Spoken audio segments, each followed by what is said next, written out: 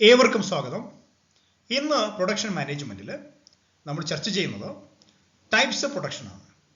ഇതിൽ mass production, batch production, job order production എന്നിവയെ സംബന്ധിച്ചുള്ള ഒരു ലഘു വിവരണമാണ് നൽകിയിരിക്കുന്നത്. Types of production.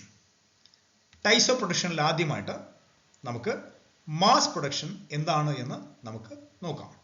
Mass production. Mass production means production of one or two standard products on a large scale, also called flow production, repetitive flow production, series production or serial production. Mass production എന്നാൽ വലിയ അളവിൽ ഒന്നോ രണ്ടോ standard പ്രോഡക്റ്റുകളുടെ ഉൽപാദനം എന്നാണ് അർത്ഥമാക്കുന്നത്. Mass പ്രൊഡക്ഷനെ flow production എന്നും റിപ്പറ്റീവ് flow production എന്നും സീരീസ് പ്രൊഡക്ഷൻ എന്നും serial production എന്നൊക്കെ അറിയപ്പെടുന്നുണ്ട്. Here the flow of materials is in a straight line. All facilities are arranged as per the sequence of operations where the output of one stage becomes input to the next stage. Standardization is the keynote of mass production method. ഇവിടെ അസംസ്കൃത വസ്തുക്കളുടെ ഒഴുക്ക് നേർരേഖയിലായിരിക്കും. എല്ലാ ഫെസിലിറ്റികളും ക്രമീകരിച്ചിരിക്കുന്നത് പ്രവർത്തനങ്ങളുടെ ക്രമമനുസരിച്ചിട്ടായിരിക്കും. ഇവിടെ ഒരു ഘട്ടത്തിലെ ഔട്ട്പുട്ട് മറ്റൊരു ഘട്ടത്തിലെ ഇൻപുട്ടായി വരുന്നു എന്നുള്ളതാണ്. മാസ് പ്രൊഡക്ഷൻ രീതിയുടെ അടിസ്ഥാനമായിട്ടുള്ളത് സ്റ്റാൻഡർഡൈസേഷൻ ആണ്. Here production or assembly line should be designed such that its workload is as evenly balanced as possible. If equipment malfunctions, then all products become defected until the problem is found. ഇവിടെ production അല്ലെങ്കിൽ assembly line രൂപകൽപ്പന ചെയ്യേണ്ടത് work load സാധ്യമാകുന്ന രീതിയിൽ തുല്യമായി balance ചെയ്യുന്ന രീതിയിലാണ്. ഏതെങ്കിലും തരത്തിൽ ഇക്വിപ്മെന്റ് പ്രവർത്തനക്ഷമമല്ലാതായാൽ ആ പ്രശ്നം പരിഹരിക്കുന്നത് വരെ എല്ലാ ഉൽപ്പന്നങ്ങളും ഡിഫക്റ്റഡ് ആയിരിക്കും എന്നുള്ളതാണ്. Huge capital investment is required due to the duplication of machineries. Unskilled or semi-skilled workers are used as most of the work is machine based. ഇവിടെ മിക്ക പ്രവർത്തനങ്ങളും മെഷീൻ ബേസ്ഡ് ആയതുകൊണ്ട് അൺസ്കിൽഡ് അല്ലെങ്കിൽ സെമി സ്കിൽഡ് ആയിട്ടുള്ള തൊഴിലാളികളെയാണ് സാധാരണയായിട്ട് ഉപയോഗിക്കുന്നത് എന്നുള്ളതാണ്. Typical examples of mass production units are continuous manufacturing industries like plastic goods, hardware, assembly shops of automobiles, refrigerators, radios, television sets, electric fans, domestic appliances, soap, toothpaste, etc. Mass production യൂണിറ്റുകളുടെ ഉദാഹരണം എന്ന് പറയുന്നത് plastic ഗുഡ്സുകൾ, hardware, ഓട്ടോമൊബൈൽസിന്റെ assembly shops, refrigerators, radios, television sets, electric ഫാനുകൾ, domestic appliances, soap, toothpaste തുടങ്ങി തുടർ ഉൽപാദന വ്യവസായ സ്ഥാപനങ്ങളാണ്. ടൈപ്സ് ഓഫ് പ്രൊഡക്ഷനിൽ അടുത്ത് നമ്മൾ പഠിക്കുന്നത് ബാച്ച് പ്രൊഡക്ഷൻ ആണ്. ബാച്ച് പ്രൊഡക്ഷൻ എന്താണ് എന്ന് നമുക്ക് നോക്കാം. Batch production. If a variety of products are made with a relatively small volume of production, it may not be possible to lay out a separate line for each product. In such cases, batch production concept is adopted.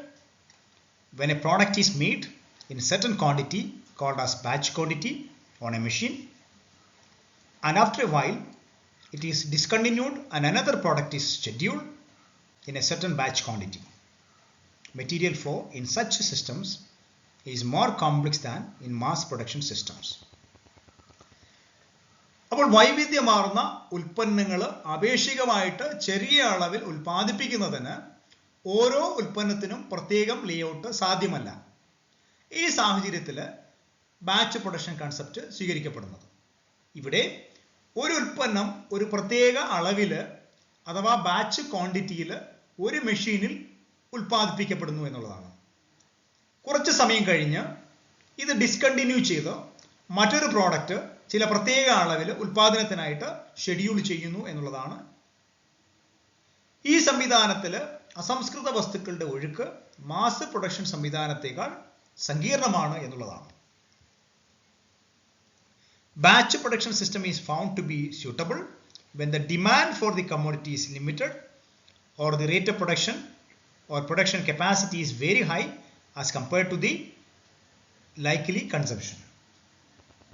അപ്പോൾ ഒരു ഉൽപ്പന്നത്തിൻ്റെ demand പരിമിതമോ അല്ലെങ്കിൽ limited ആയാലോ അല്ലെങ്കിൽ ഉൽപാദനത്തിൻ്റെ നിരക്ക് അഥവാ ഉൽപാദനക്ഷമത സാധ്യമാകുന്ന ഉപഭോഗത്തേക്കാൾ വളരെ കൂടുതലോ ആയാലാണ് ബാച്ച് പ്രൊഡക്ഷൻ സംവിധാനം അഭികാമ്യമായി കാണുന്നത്. Low capital investment is required as compared to mass production and job production. ഇവിടെ മാസ് പ്രൊഡക്ഷൻ അല്ലെങ്കിൽ ജോബ് പ്രൊഡക്ഷനെ അപേക്ഷിച്ച് ക്യാപിറ്റൽ ഇൻവെസ്റ്റ്മെന്റ് കുറച്ച് മതിയാകും എന്നുള്ളതാണ്. Semi skilled and skilled workers are required according to the type of production undertaken. Clothing, bakery, electrical goods, etc. are the examples. അപ്പോൾ ഇവിടെ types of production അനുസരിച്ചായിരിക്കും semi skilled അല്ലെങ്കിൽ skilled ആയിട്ടുള്ള തൊഴിലാളികളെ ആവശ്യമായിട്ടുള്ളത് എന്നുള്ളതാണ്. ക്ലോത്തിങ്, ബേക്കറി, ഇലക്ട്രിക്കൽ ഗുഡ്സ് ആണ് batch production ഉദാഹരണമായിട്ട് പറയുന്നത്. അടുത്ത ടൈപ്സ് ഓഫ് പ്രൊഡക്ഷനിൽ നമ്മൾ പഠിക്കുന്നത് ജോബ് ഓർഡർ പ്രൊഡക്ഷനെ സംബന്ധിച്ചാണ്. എന്താണ് ജോബ് ഓർഡർ പ്രൊഡക്ഷൻ എന്ന് നമുക്ക് നോക്കാം. Job order production. Job production means manufacture of products as per specifications given by the customer. It is a special order production. Job order production എന്നാൽ customer നൽകിയിരിക്കുന്ന specification അനുസരിച്ച് ഉൽപ്പന്നങ്ങൾ ഉൽപ്പാദിപ്പിക്കുക എന്നാണ് അർത്ഥം. ഇതൊരു പ്രത്യേക ഓർഡർ അനുസരിച്ചുള്ള ഉൽപ്പാദനമാണ്. Job production is the manufacture of a single complete unit by an operator or a group of operatives. It is providing goods or services according to the needs of the customers. ഇവിടെ ഒരാൾ അല്ലെങ്കിൽ ഒരു കൂട്ടം തൊഴിലാളികൾ ഒരു പൂർണ്ണമായ unit ഉൽപ്പാദിപ്പിക്കുന്നു. ഇവിടെ ഉപഭോക്താവിൻ്റെ ആവശ്യമനുസരിച്ച് സാധനങ്ങൾ അല്ലെങ്കിൽ സേവനങ്ങൾ നൽകുക എന്നതാണ് ഉദ്ദേശിക്കുന്നത്. Sometimes job order production is also called job order manufacturing or custom production because each order or job is a customized order placed by the customer. ചിലപ്പോൾ ജോബ് ഓർഡർ പ്രൊഡക്ഷനെ ജോബ് ഓർഡർ മാനുഫാക്ചറിംഗ് എന്നും custom production എന്നും ഒക്കെ പറയുന്നു. കാരണം ഓരോ ഓർഡറും അല്ലെങ്കിൽ ജോബും ഉപഭോക്താവ് നൽകിയ ഓർഡറിന് അനുസരിച്ചിട്ടാണ് നിർവഹിക്കപ്പെടുന്നു എന്നുള്ളതാണ്.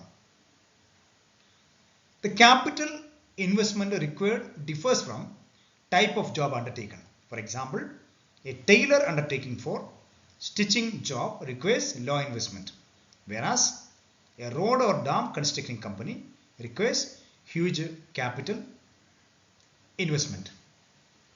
നിർവഹിക്കേണ്ട തരം ജോലികളുടെ അടിസ്ഥാനത്തിൽ ആവശ്യമായിട്ടുള്ള ക്യാപിറ്റൽ ഇൻവെസ്റ്റ്മെന്റിൽ വ്യത്യാസം ഉണ്ടാകും എന്നുള്ളതാണ്.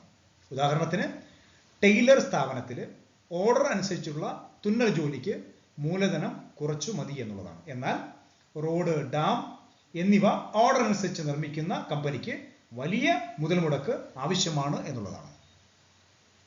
Highly skilled workers are required in a large quantity as production is highly specialized. ഇവിടെ ഉൽപാദനം വളരെ സ്പെഷ്യലൈസ്ഡ് ആയതിനാൽ ഹൈലി സ്കിൽഡ് ആയിട്ടുള്ള തൊഴിലാളികളെയാണ് വളരെ ആവശ്യമായിട്ടുള്ളത് എന്നുള്ളതാണ്.